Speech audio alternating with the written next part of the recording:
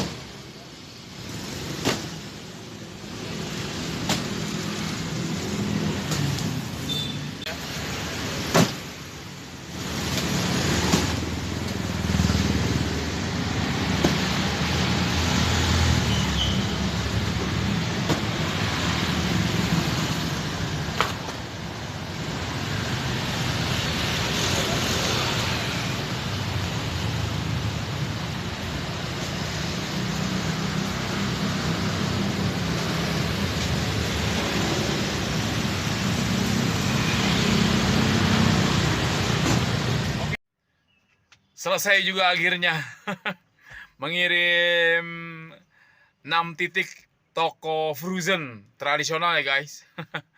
Mungkin diantara anda bertanya ya kepada saya melihat video tadi ya, turun ke toko frozen yang tradisional ya. Kenapa kok bongkar sendiri, mikul sendiri? Ya memang seperti itulah. Kalau kita kirim ke kota-kota ya, hanya dalam kota saja. Kalau bongkar biasanya sendiri ya, biasanya sendiri. Tapi kalau memang ada di suatu titik ya, di suatu bongkarnya itu ada kuli bongkarnya ya, kita pakai kuli bongkar. Memang ada biaya untuk kuli bongkarnya ada. Ya, tapi kalau biasanya yang ada kuli bongkarnya itu yang di distribusi center, terus gudang-gudang besar ya, atau di supermarket besar biasa ada kuli bongkar. Tapi kalau untuk toko-toko frozen yang di pinggir jalan yang tradisional biasanya nggak ada ya.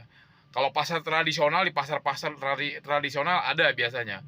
Tapi kalau di pinggir-pinggir jalan nggak ada. Jadi ya kita bongkar sendiri lah. Ya paling bongkarnya sedikit sih, ya paling 10 dus, 5 dus. Kalau di pasar-pasar yang besar baru bisa 100 dus.